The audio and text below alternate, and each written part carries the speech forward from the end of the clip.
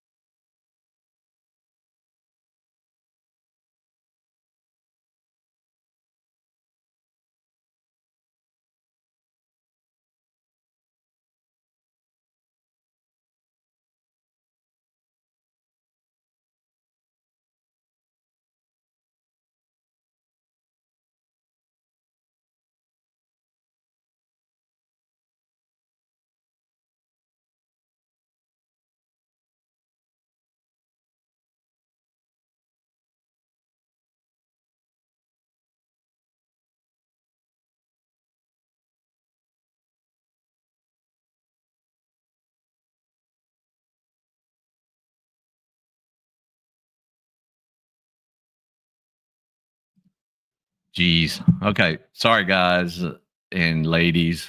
Uh, I had Santa Claus on the phone. He is a real professional Santa Claus, but he does cranes 9 months out of the year. Uh, Freaking media assets and banners. Okay. Hey, we are here.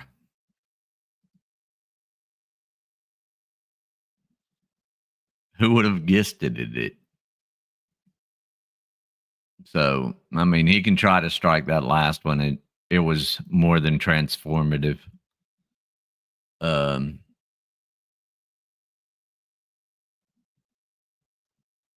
so all right. Chapter 8. It is really about killing. War makes us killers. We must confront this horror directly if we're to be honest about the true cost of war. I'm no longer the good person I once thought I was.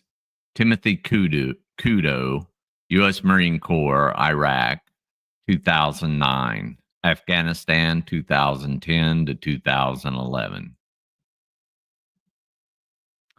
Like many other American kids, Chuck Newton went to war to kill.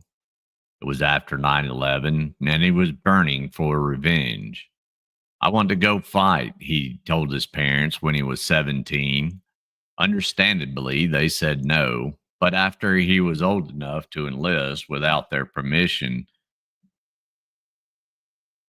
off he went to Marine boot camp at Paris Island and then 2 combat tours in Afghanistan with Charlie 16. By the time he got home, he had killed many times with different weapons in many different circumstances. In my conversations with him, he seemed awash in conflicting emotions of pride, remorse, bitterness, and defiance. In combat, there are things you know you shouldn't do, but everybody does them. He said one day, it's a dichotomy. I wanted to kill people badly. In the same way, you wanted to be the people responsible for 9/11 massacres to get killed. And I went and did it. And thinking back on it, you know, that's too heavy for one person to take on. I don't know that there's anybody who's not psychopath ethic who isn't hurt by it.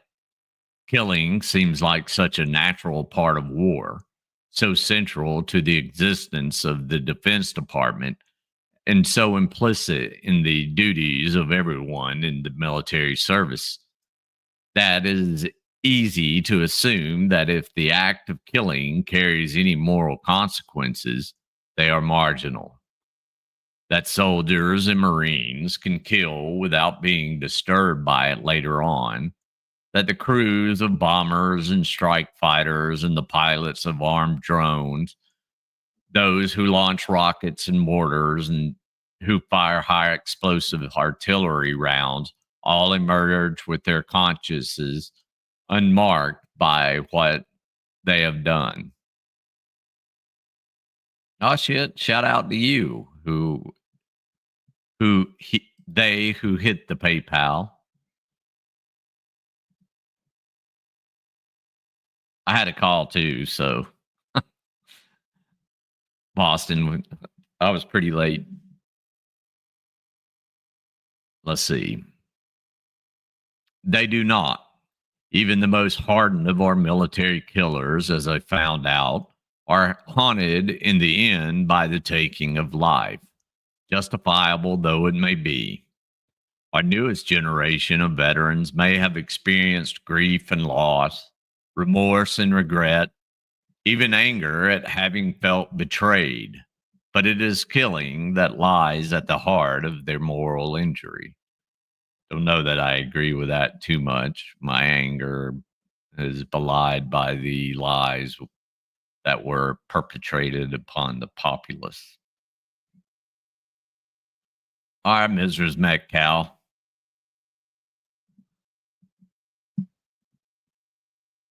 Rest well. I once walked the gentle green hills of Fort Benning, Georgia, with a retired Army Ranger who early in his career had served several combat tours in Vietnam. He couldn't help pointing out good fields of fire, ideal spots for machine gun emplacements, and channelized kill zones. As we walked, he enthused about the properties of various weapons without mentioning their effect. In all, he seemed, though, hard, seemed a tough, hard man, inured to close up killing.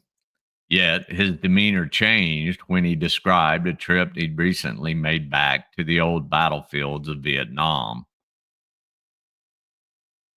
You dang straight, Dagnam Benny. At one point, he said he had climbed over a ridge line to find a vast cemetery spread out before him with hundreds of white crosses marking the graves of Vietnamese soldiers and civilians. All those people, he said, with tears, as tears wet his eyes. We shouldn't have killed all those people. We should not have killed all those people. It's a profound and unpleasant truth, and each of us knows it deep down. Under any circumstance, killing another human exacts a moral cost. We send men and women into war knowing that they will collide with moral choice no one can resolve. In order to be good soldiers, they must kill, and killing violates one of our oldest taboos. But rather than confronting the morality of killing, we've just surrounded it with a conspiracy of silence. What's up, John Smith? We smother the truth of killing with video games and television dramas in which the act is done casually, usually without evident pain, gore, or consequence. Except in escapist fantasy or frenzied political posturing, the word kill itself is impolite. The father of a new military enlistee doesn't say with pride, "My daughter has signed up to kill." Military recruiters avoid the word. Many of the young recruits I've talked with say they've never really thought about killing. The Rifleman's Creed, memorized by every young Marine, demands that the rifleman kill, but only that he must fire his weapon true, and adds, "We will hit." Asking a combat veteran if he ever killed someone is considered rude, and for the veteran, cause the excruciating discomfort. Most likely, the answer lies tightly wrapped in layers of pride and guilt and confusion, an experience that's been hard earned and not lightly shared. In his blog, Thoughts of a Soldier Ethicist, Army Lieutenant Colonel Pete Kilner, who teaches philosophy and military science at West Point, acknowledged some moral squeamishness when he wrote, "We don't tell our family members and civilian friends that we killed in war. If they ask, we answer matter of factly and move on. When acquaintances and strangers ask if we killed anyone in war, we lie or ignore them. They have no right to know.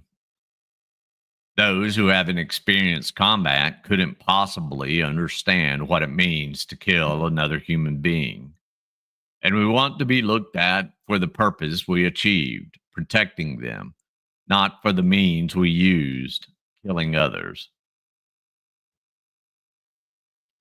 That justification for silence, outsiders have no right to know about the moral cost of killing, rises to the institutional level as well. Killing is rarely discussed or even mentioned in the public statements and documents and training manuals of the Department of Defense. which was the Department of War until 1947, when the name began to seem too belligerent.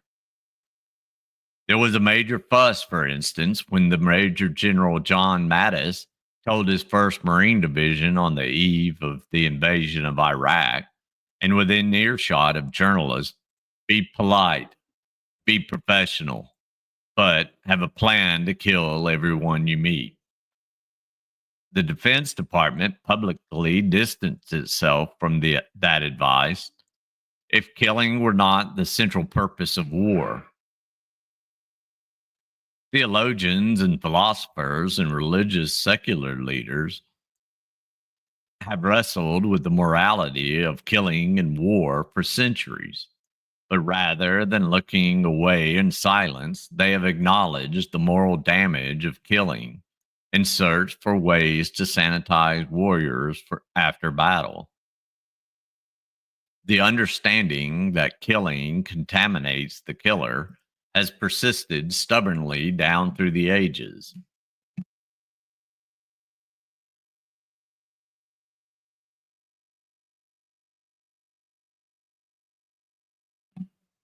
It's a constant theme in Greek tragedies. Samurai warriors use Zen meditation to assuage their fear and guilt over killing. Ancient Hebrew texts and modern day moralists have sought to distinguish between killing in combat and murder, disagreeing sharply about whether the 6th commandment dictates that one should not kill or that one should not murder. It's the latter. The 4th century bishop of Alexandria, Athanasius, put his finger on the moral dichotomy Nick Rudolph experienced when he killed an Afghan boy in a firefight. It's not right to kill, Athanasius wrote sometimes before AD 354. Yet in war, it is lawful and praiseworthy to destroy the enemy, so that the same act is at one time, under some circumstances, lawful, while under others, and at the right time, it is lawful and permissible. That's a lovely philosophical point for the theoreticians to ponder, but religious and secular authorities in centuries past also recognized that killing, even under legally and morally justifiable conditions, demanded that the killers afterward cleanse themselves by making amends. So medieval foot soldiers and archers and battle axe wielders and mounted lancers found themselves thrown into battle, and if they survived, were sentenced to acts of penance, some of them severe. In the 7th century, warriors who killed in battle underwent a period of 40 days of penance and banishment from the church by the order of the Archbishop of Canterbury. Theodore of Tarsus, whose revulsion at killing came from his childhood during a period of devastating wars. By the 10th century, the church had gone so far as to sanction even those who fought in self-defense. It required 3 years' penance for anyone who kills an enemy while trying to repulse an invasion of his own country. The fine print added that if the war was waged by a king, only 1 year of penance was required. Penance was heavy-duty stuff. It might include abstinence from sleep and from sex, public confessions, wearing sackcloth and ashes, and kneeling before the congregation and groaning and crying out for their intercession with God. How many soldiers actually performed these acts of penance is not recorded. After the Battle of Hastings in 1066, a gathering of bishops ruled that anyone who knows he killed a man in the great battle must do penance for 1 year for each man he killed. Those who couldn't recall how many they'd killed were required to do 1 day of penance each week for the rest of their lives, and they could get off by financing a new church. Hmm. All that seems rather quaint and even backward, but I'm struck by the sharp difference with our own treatment of returning warriors. On the battlefield, in the heat of life and death struggle, an individual simply cannot make fine distinctions between killing and murder that wise men have argued over for centuries. The warrior must trust that if he acts in accordance with his conscience, whatever his decision, he will be forgiven, cleansed, and welcomed home. 1,000 years ago, societies acknowledged that killing in wartime imposed a moral cost on warriors. And however odd their methods might seem, they did recognize and honor that moral pain and offered healing. Today, we send the young into war and they return. We call them heroes. Ignore whatever moral struggles they bring home. Any moral or spiritual cleaning up we leave to the individual, or if the wounds of killing are disabling enough, we label them as mental illness and send them send the injured off to the VA to be cured with therapy and drugs. Unlike the societies of old, we have decided not our job. That's a tragic loss for veterans and for us. Yet, in the aftermath of our wars in Iraq and Afghanistan, there is an awakening recognition that killing does wound the killer, specifically with moral injury. Taking a human life in the point of view that of most Americans is immoral. Reverend Robert G. Certain told me Certain was a B 52 navigator who was shot down during a bombing run over Hanoi in late 1972 and held as a POW. On his release, he became an Episcopal priest and an Air Force chaplain. Now retired, Certain is not a pacifist by any means, but he sees wartime killing clearly as a violation of the commandment of not to do murder.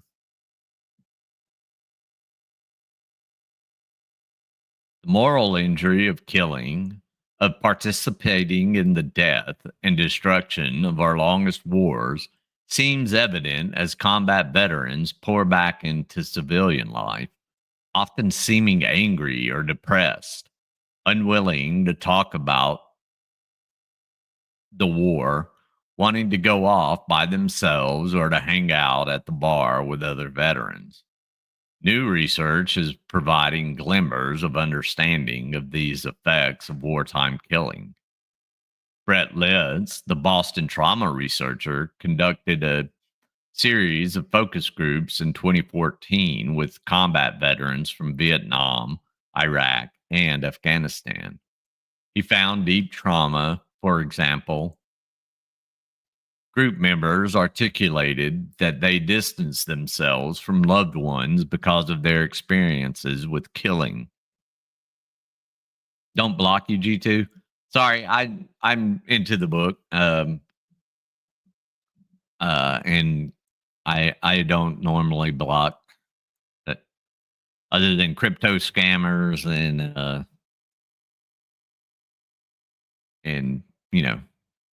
the general Hill Pirate Studios rules of engagement.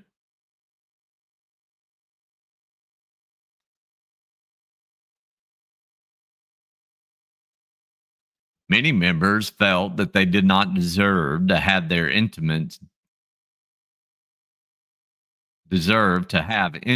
due to killing. and identified several self handicapping behaviors that they had engaged in due to killing and war. Abusing alcohol prior to an exam or job interview due to the belief that happiness and advancement is undeserved. Yeah, it's John Smith uh, putting on just ribbons.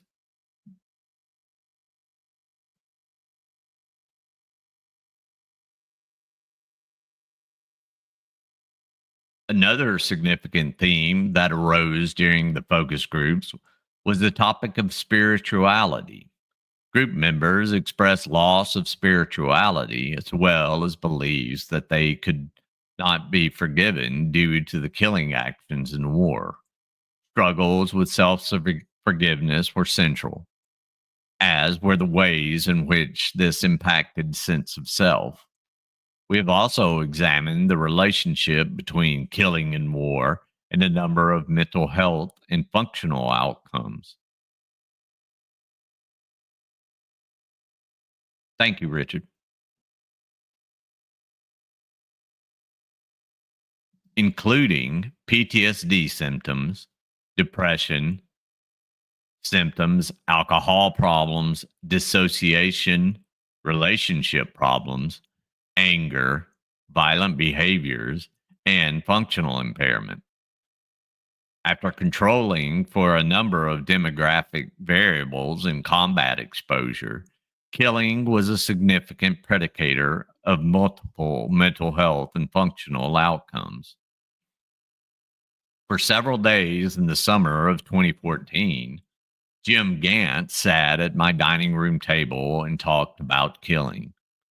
Of all the men and women I have met in war and all the veterans I've known or interviewed even briefly, Gant is the hypothesis of the ancient and modern warrior, the pure killer. Listening to him over many hours, it occurred to me that if you decide to go to war and want to win, if your goal is to kill as many enemy as necessary, then Gant is your guy. What's up, Freddie? He grew up in southern New Mexico and enlisted in the Army out of high school. Bright and ambitious, he served in the Army's elite special forces, then went to college and returned to the special forces as an officer and a commander. He served a 14-month tour in Iraq. Good grief, Jeff. Speaking of 14-month tours in them,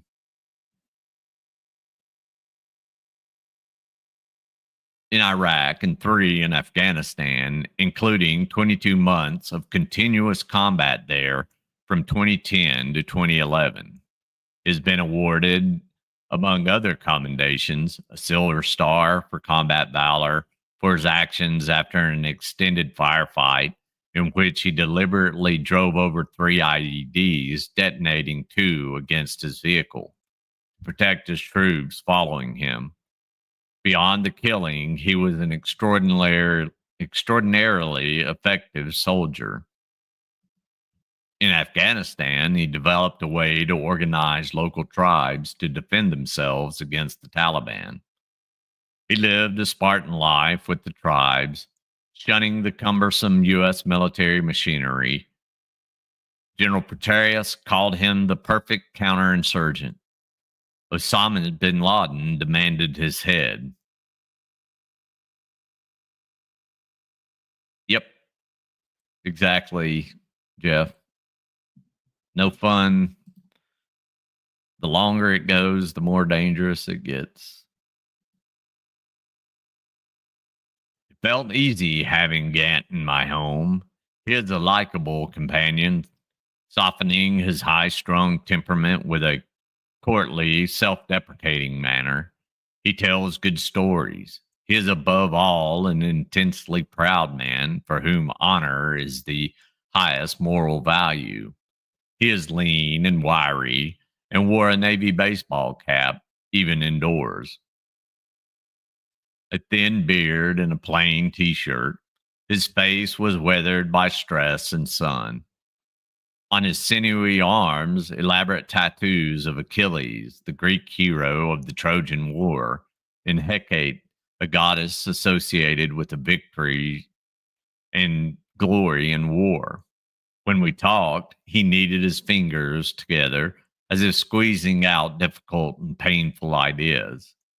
He was 47 and his career had ended abruptly with an official reprimand, the revocation of his special forces status, and a denial of promotion, and the ugly and humiliating debacle detailed in the book American Spartan by the journalist Ann Scott Tyson, his wife. As Petraeus told me, Gant's downfall was his willingness to push the envelope of the military's rigid bureaucracy. That happens. Gant saw war as the most challenging and honorable endeavor in his life. War is a gift of God, he declared one day, the opportunity to prove yourself on the battlefield. In Iraq, we were killing people every day. There's a lot of satisfaction in the hunt, getting the target, going after a specific person, which I did many, many times. And like I said, I enjoyed it a lot. There are some people, Gant said, who will not fire their weapon. Most people in combat will fire when they feel threatened. It takes a completely different person to hunt another human being down and shoot him in the face. For me, it was a lot of enjoyment and satisfaction. In Iraq, he said, we'd go through a village, 3 or 4 IDs would go off. They, the insurgents, would open up and we'd take a casualty. Now, most units would evacuate. That's not what we would do. We would, right there, hunt those motherfuckers down, chase them through the village, hunt them down, and fucking kill them. In Iraq, Gant commanded an Iraqi police commando unit that conducted hunter-killer missions and acted as quick reaction force that would respond when American or Iraqi troops were in trouble. Once, he told me, an American patrol hit a couple of IEDs and got hung up there real bad. And by the time we got there, there was an up-armored Humvee on its side, pretty much blown in half. And as we got there, the Americans were pulling out with their casualties, trying to get the hell out of there. And there were still gunshots, and about 25 Iraqis with guns were jumping around, and the U.S. vehicles were on fire. And they, the insurgents again, were doing, their killing dance. I was dying to know what happened next, figuring Gant waded in and killed all the bad guys. But Gant would not be hurried. By the second or third year into the war, he explained by way of background the rules of engagement were getting more and more restrictive in an effort to reduce unintended civilian casualties. Whenever an American fired a shot, it had to be reported and investigated. Gant snorted. There was a time when in Iraq when if you fired even a warning shot, you had to report it. Fuck that. Warning shot, hell, there's no such thing as a warning shot. I'm just saying that over time, it became more and more dangerous for the individual soldier to fire his weapon system. Not because of the combat, but because of what he would have to answer for. Fuck that.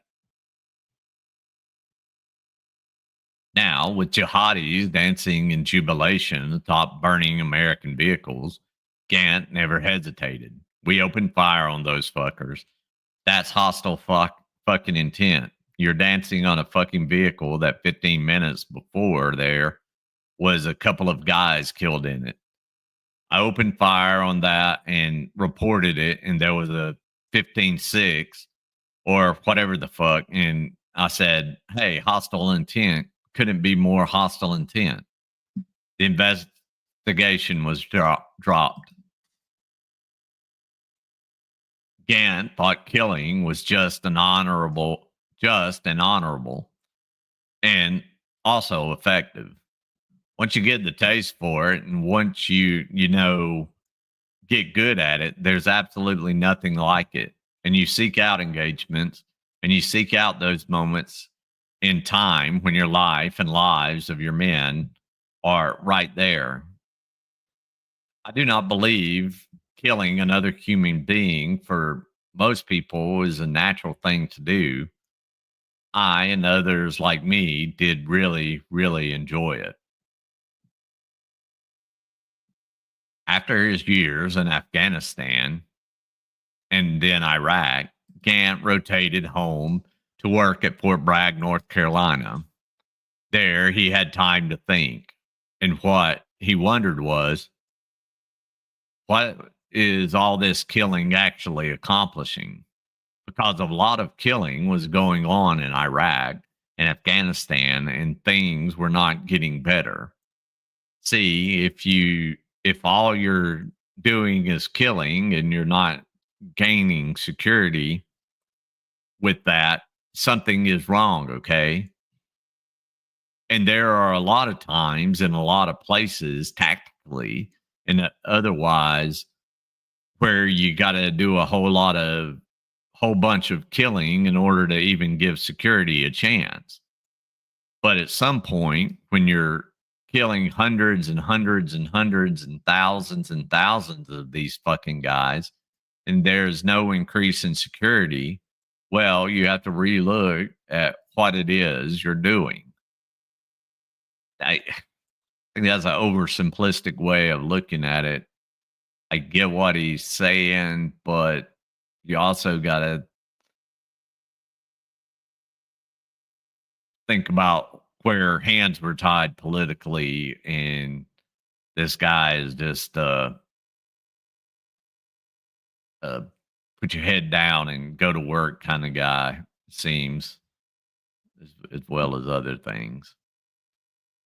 With all of that killing, Gant said to me, did it do what we needed it to do? Clearly, the answer is no. Clearly, I mean, clearly, at some point, you got to do something different. Gant's epiphany led him to develop a strikingly new counterinsurgency doctrine based on helping tribes develop their own security. Rather than trying to kill all the Taliban, enable the locals to stand up to them so that some kind of deal, even reconciliation, can take place. Again, didn't work out too well for the villagers. The key was working locally. The idea caught the attention of senior commanders and worked well until Gant ran afoul of Big Army, the institutional army, and he was ordered home in disgrace. I don't know what he did, but it is a dance to dance the Big Army dance so you can go do the fun, cool stuff. And you got to come back and do the dance. And even when you're gone, um, dance around some things. I just saw this. Trump said, and thank you. That is a compliment to me. When I asked Gant if there was a moral cost, a personal cost for all the killing, he didn't hesitate. To get me to understand it, he described his own moral principles as being a series of walls that demarcate right from wrong. An internal honor code that dictates, for instance, that killing an innocent civilian is wrong. Helping an injured non-combatant is right. The innermost wall, as he described it, is the moral prohibition against killing.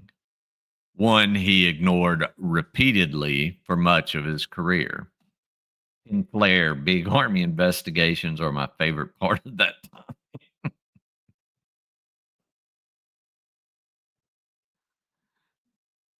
Over the course of time, what happened to me is that pretty much all the moral walls I had in regards to anything and everything were pretty much obliterated. That's not just in combat. It was in my personal life. It was everything. I was gonna die tomorrow, so I didn't give a fuck. I get that.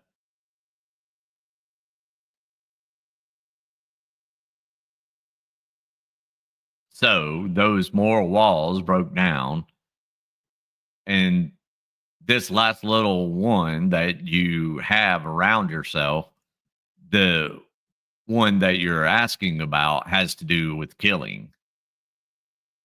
What you've done to other people and what they've tried to do to you, it's the last thing you have, and you keep it right here. He thumped his chest hard because you know you're gonna go again, and our lives centered around combat. So we kept this last place, the killing and the dying part, what we did to others and what they did to us. We kept it. Uh, right now, it's just the PayPal. Trump said.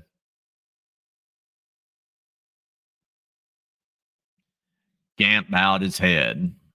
After a long silence, he was able to go on. When he was forced out of the army, when he no longer had to gird himself for combat, then that last little wall against killing was taken away. And now I am having to deal with what I did to others. At the very basic level, was all of that worth it? On another day, I asked Gant to help me understand the emotional storms that have swept through his life, the effect of repeated moral injuries.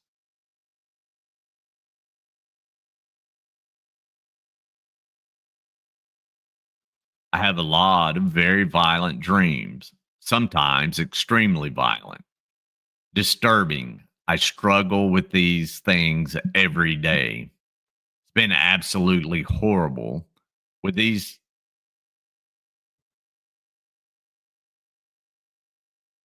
horrible. I almost committed suicide a couple of times. Pretty much tried to drink myself to death. See, because I already decided I would die. When I get on the that fucking plane to deploy, I'm already dead. I said that for 10 years. Say goodbye to my family. I am dead. I don't have any intention of coming home. I have made that decision 1,000 fucking times. When the time and place comes, that decision is already made. I proved it dozens and dozens of times. Well, that does something to you. Several years after this conversation, Gant wrote me a long letter to explain the perspective he felt he'd gained since he left Afghanistan and the army. He seemed on the surface better. He is happily married, engaged in outdoor sports, and deeply religious. I'm getting a second chance as a father and a parent, he wrote. It is a wonderful life, and I am blessed, fortunate, and lucky man. But Gant also wrote that the war and the killing have not left him alone. Just about 6 months ago, my commander from Iraq killed himself. What the fuck? He called 3 guys before he killed himself, and I didn't answer the phone. I don't remember what I was doing, but it wasn't important. Here was a guy I trusted unequivocally in battle and had become a true friend. Gant spoke at his memorial and placed his own Silver Star medal at the foot of the casket at Arlington National Cemetery. There are dark, very dark echoes and shadows in my head, Gant wrote me. I hate laying my head on my pillow at night. It is at night that the demons gather. Tonight I close my eyes. I will dream of killing or dying, whichever is necessary.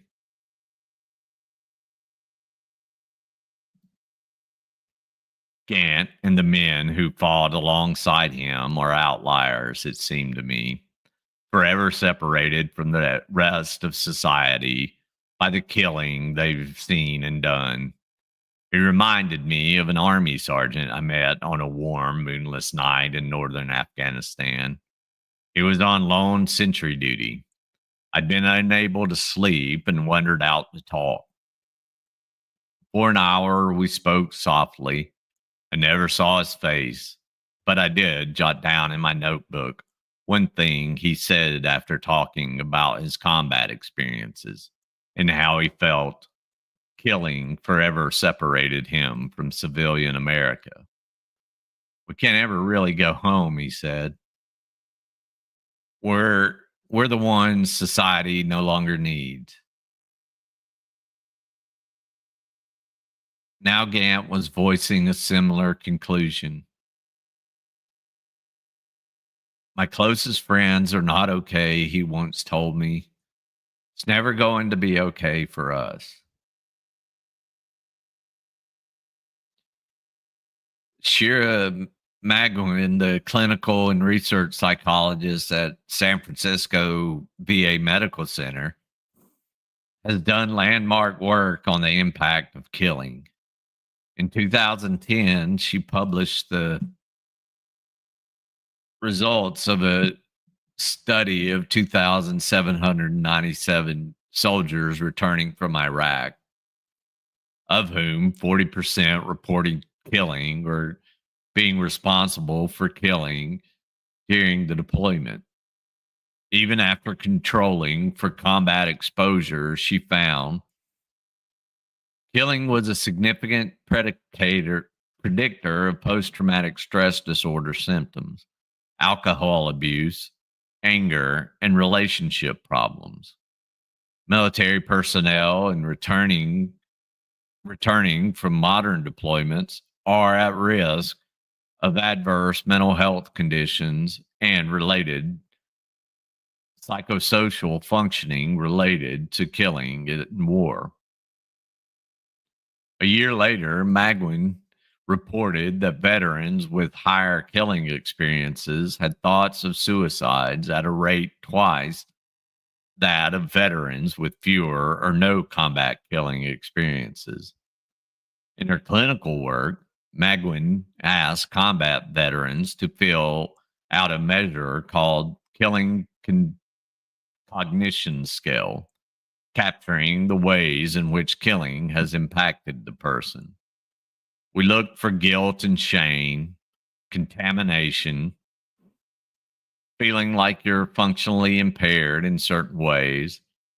She explained to me, we found a lot of people who felt that because of the killing they've done, they can't go back to their spiritual community. Some who felt that because they killed, they don't deserve to be happy, to have a family, to have kids, a successful relationship. Chuck Newton is not functionally impaired, although he has done his share of killing in 2 combat deployments with Charlie 1-6 in Afghanistan. A faint Brooklyn accent betrays his origins in New York, where he's working as a welder in his new post Afghanistan civilian life. He's a gifted guitar player like his father. He's read the Bible from cover to cover. He has thought deeply about issues of morality and holds firm positions on his own moral culpability.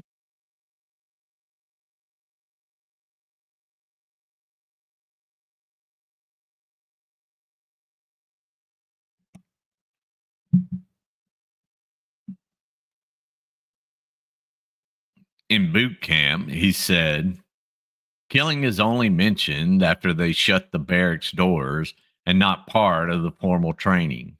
Middle of the night, they woke everybody up. closed all the doors, had us stand on line with our weapon. We said the rifleman's creed. The drill instructor looked like a human G.I. Joe, giant arms and kung fu grip.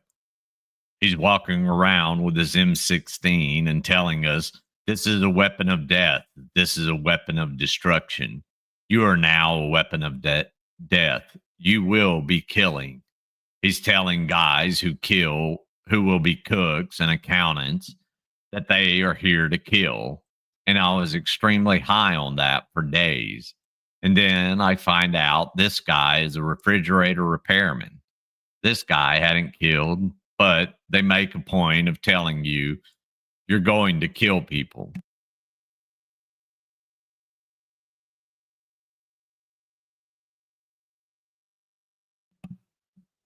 Thanks, Glock.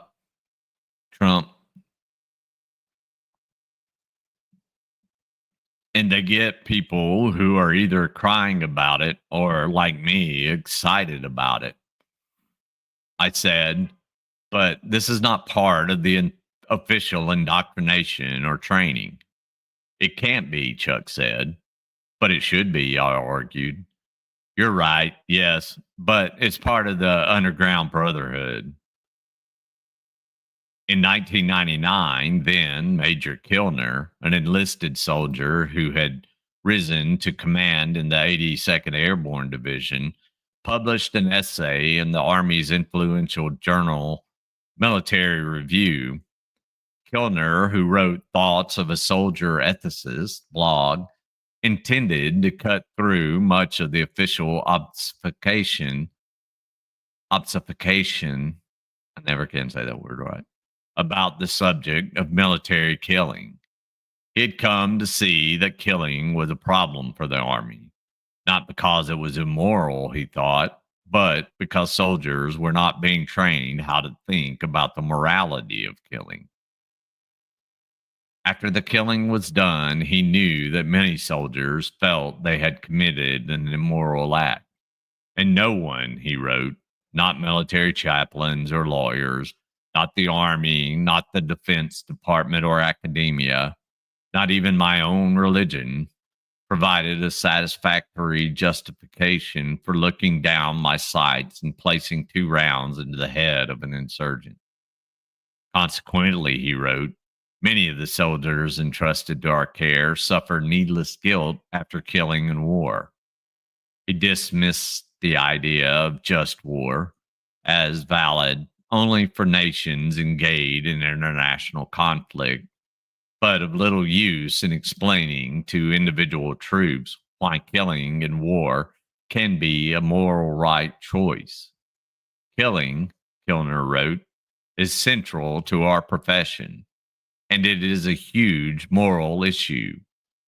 We already train our soldiers to kill effectively. Let's train them to live effectively after they kill. What a novel concept.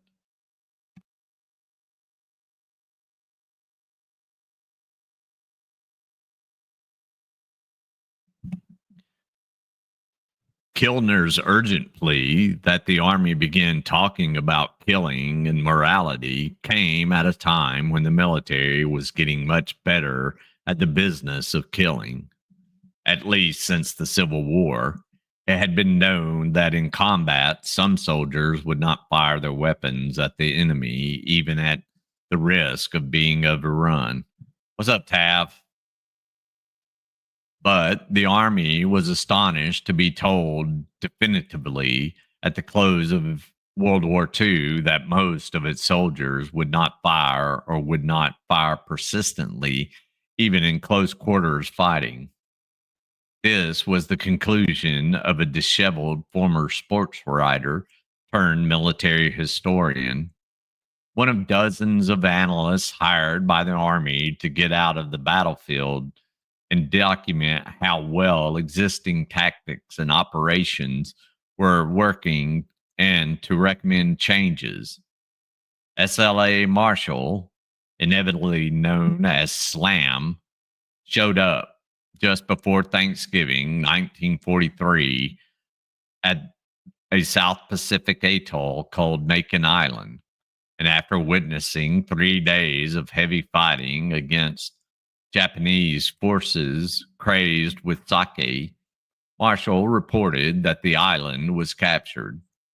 He spent the next few days interviewing individual soldiers about their roles in the fighting, a technique he would continue in both Pacific and European campaigns of World War II. He later reported to astonished War Department brass that, on average, not more than 15% of the men had actually fired at the enemy positions or personnel with rifles, carbines, grenades, bazookas, BARs, or machine guns during the course of the entire engagement. Thank you, Tav. That's good to hear. It's what we're here for. He later wrote in his classic 1947 account, Men Against Fire, that overall 75% of American troops would not fire or persist in firing at the enemy. These men may face the danger, but they will not fight. Although he never backed up his conclusions with actual data, Marshall had a profound effect on American combat training and infantry weapons. The teaching and ideals of that civilization from which American soldiers come are against killing. He explained, the fear of killing rather than the fear of being killed was the most common cause of battle failure in the individual. His solution: we need to free the rifleman's mind with respect to the nature of targets. Soon, the Army had its eye on a new rapid fire weapon that would be sprayed at the enemy rather than requiring the soldier to wait for the target to take careful aim before firing, a pause believed to encourage second thoughts about killing. The M16 rifle, introduced in 1963, could be fired on semi automatic or full automatic, and new combat training emphasized quick reaction drills. I've watched soldiers and Marines training to deploy to Iraq and Afghanistan in these react to fire drills. As they walk along the road with their weapons at the ready, targets pop up and the infantryman swivels and shoots. No time to consider. Reaction becomes automatic. The theory is no time to think about it. Until afterwards, when the killing is done, as Kilner recognized, soldiers and Marines often begin to question what they've done.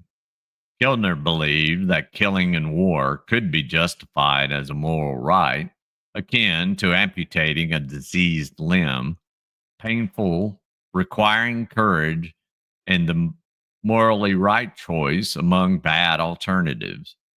To help them think through the morality of killing, Kilner came up with what he refers to as the bubble theory. He described it to me as the most simple form. Think of every human being, he told me, walking around inside a protective bubble, which represents the right to life, the right not to be killed. Puncturing that bubble to hurt the person inside is immoral, a violation of one's right to live. But an aggressor can forfeit that right to live, for example, by attacking an innocent person. A soldier is then morally permitted to kill the aggressor because he has forfeited his bubble of protection.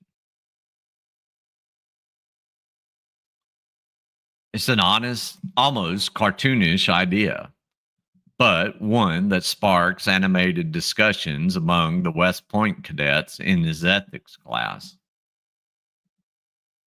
Since Kilner introduced the idea in 2006, he's briefed it to groups at the Army's Command and General Staff College and the entire West Point class of 2015. But overall, he said, the Army is uncomfortable with it. People can talk about killing, about their feelings about killing. But when you actually want to say, this is when killing is justified and this is when it is not, the army as an institution objects because, in the end, they want the freedom just to have soldiers obey their orders.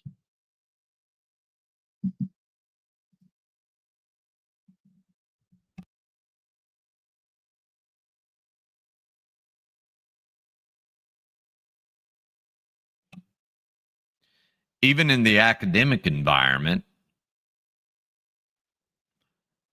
of West Point, Kilner's ideas about morality and killing are treated with ambivalence by senior leaders.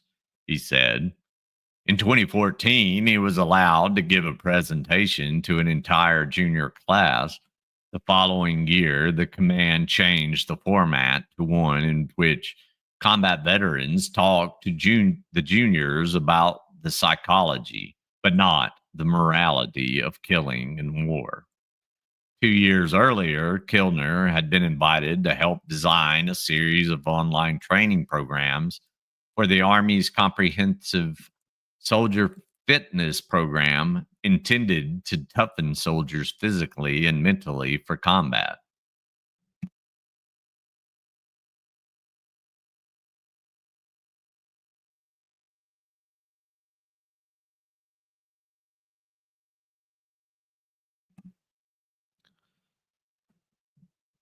When I ask about preparing soldiers for killing, Sharon Saunders, the director of the program, at first told me that Kilner's bubble theory is not codified in the training. Several minutes later, she corrected herself, saying that 4 training modules designed by Kilner are in the Army's online resiliency training program. In fact, Kilner's ideas about teaching soldiers to see the morality of killing in wartime were cut out of the Army's training program.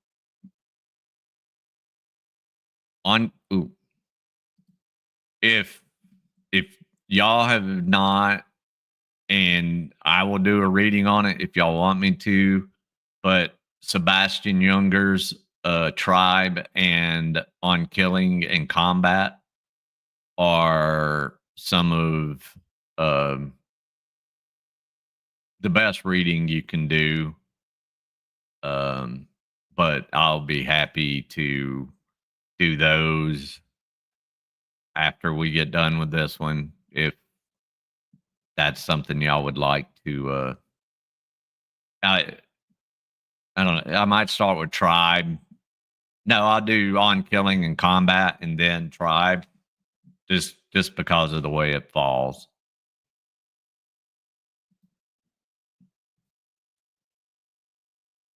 Making a note.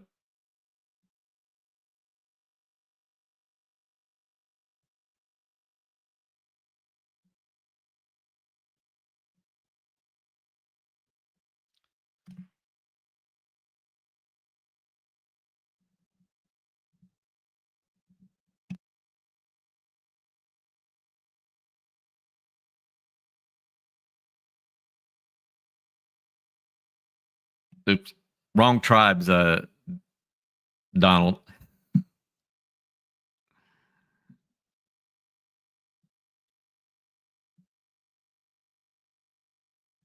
Let's see. In an email to me, Kilner wrote that the Army's bureaucrats deleted a robust, very helpful way to understand the moral justification for killing, i.e., the bubble theory. Despite repeated requests, the Army refused to allow me to see the training programs. It asserts will protect soldiers against PTSD and moral injury. What's up, Spider Dog, Northern Ned, and Chat Jeff? When Chuck Newton talks about killing in combat, his stories are leavened with humor as if a straight, sober recounting would be too much to say or hear. Most kills are like sport. You may as well be hunting a duck or a deer, I'm not a hunter, but I know enough hunters. He told me one evening, you got 12 guys unloading at somebody running 100 meters away, and the guy drops, and 12 guys are cheering and claiming they killed him. Now you got 12 so called confirmed kills, and only one guy was killed. You know what I mean. It's like high fives. We were laughing at this image. When the laughter died down, I told Chuck about a soldier in Iraq who had looked an insurgent in the eye just before he killed him. And even though he had killed many times before, this particular killing felt awful, evil, immoral. And the soldier was deeply injured by this experience. Chuck nodded in recognition. Firing at the enemy in a tree line is one thing. He found up close killing different. At a distance, killing the enemy is an easy and justifiable him or me calculation. Not so when you look your enemy in the eye. When it's one on one and you take your time, even like I unfortunately did, I thought I was bringing closure. Instead, it was just a nightmare.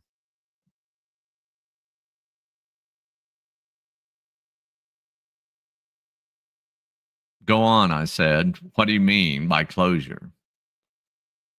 Let them know, like, you were trying to kill me. I'm trying to kill you. I won. It's over. You continue on, but that didn't happen. No, because you see, a Taliban, a Talib, whatever you call them, they call themselves. You see a Talib, and then for a split second, you just see a human, a son, a father. It's like, ah, you don't even have time to think about it. I can talk about it. I understand the whole one on one close proximity thing and thinking about, as opposed to the sports shooting, which is what most of it is. I had one incident with three guys, Taliban, where they call them spotters. They had a radio and binoculars, whatever, and they ran into a little. They were ducking fire, unloading on us, and they ducked into a little building the size of a garage. And I popped up with a rocket, and right there in the open door, and it was the same thing from the other Marines. Cheers, yay! I won't brag, but it was a good one. It's true that in combat, some guys hold back. Their training, their weapons are designed to make it easier to pull the trigger on another human being. Even then, as Jim Gann explained, some don't. We know guys who did that, Newton said when I asked him once about Marines who would shoot into the trees rather than at another human being. Lots of guys. We were lounging around with a couple of beers with Stephen Canty and Xavier Zell and others who'd been Marines with Charlie 1-6, and they were listening intently. Those guys didn't actually want to try to kill, Newton was saying. So they just kind of popped off to the side and shot at a tree. We saw it happen all the time. But the thing is, they'd go home and tell their families they're heroes, when in fact, they put us in danger by showing up, talking the talk, but not walking the walk. And we needed everyone focused. We needed guys looking, watching our backs, and focusing on the enemy. And these guys are off there having their own personal dilemmas and shooting at a tree and pretending like they're doing something that's, I'm not sure their brains are worse off than mine, because the great thing is that I killed people. I killed people up close and personal. But everybody here, honestly, it's like mutual love. I know these guys will always be there for me, he said, waving a beer bottle at his buddies. But I proved what that I was there for them. When you had other guys wandering around over there and crying on the radio that they're being overrun, when I was actually hunting people down and killing them. And guys thank me for it. And that makes me feel great. But like other combat veterans I've talked with, Newton felt morally damaged by killing only to the extent that he established a fleeting personal connection with the person he killed.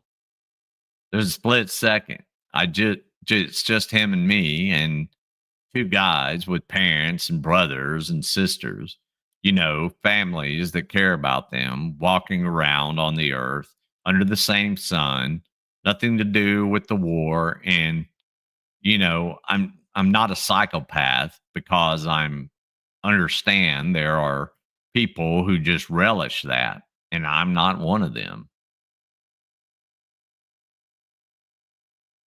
In the video that Canty has made interviewing the Marines of Charlie 1-6 about their experiences at war and afterwards, Chuck Newton talks again about the time he killed someone after looking him right in the eye. I drew up on him and I shot him in the face, and I watched the bullet go in between his eyes, and I watched it come out behind his ear. I watched the life go out of his face and he fell to the ground. That's an image I can't get out of my head.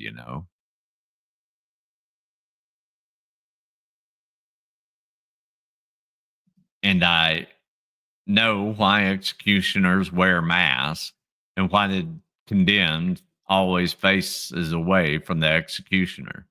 Because the image of someone dying as you look at him in the eyes is nightmarish. It's something no one should ever do. And I would tell someone, if you're in that situation, don't look them in the eye. You will not go one day without thinking about it. You will not go to sleep without thinking about it. I've decided to move on with my life, Newton says in that video. But the fact that this still haunts me shows that beyond the military, on a human level, they're searching for words. He trails off. Other than the nightmares about how I killed people and stuff, other than that, there's really no adverse effects. Canty behind the camera interrupts. What did you say? That's pretty big adverse effect. Yeah, says Newton. As a member of the animal kingdom, you probably shouldn't be killing your own species. But guilt, remorse, sorrow, and grief can descend on anyone, even those who are not trigger pullers. Stacy Persall taught me that.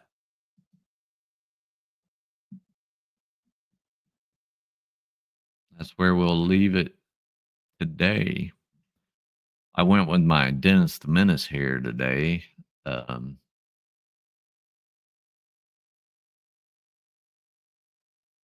Yeah, good sleep. Lack of good sleep is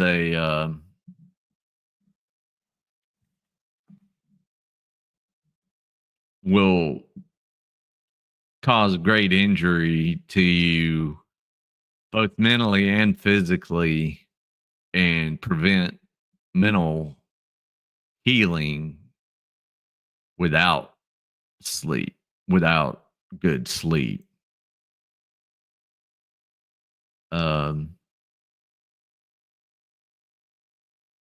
And Richard Dickens, like, saying our minds were machines just as our weapons, killing machines.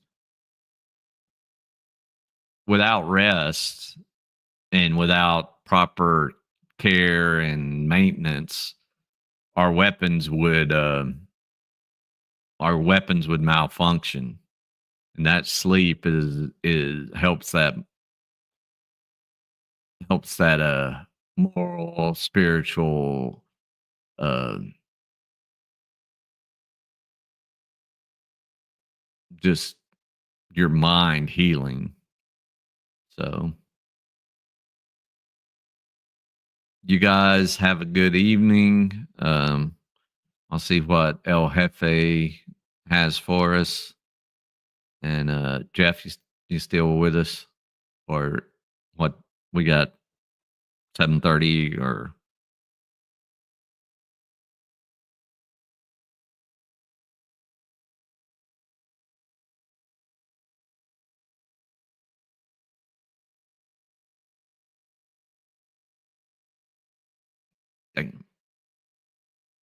okay. Sounds good. Peace. Sleep well. When you can. Y'all be good.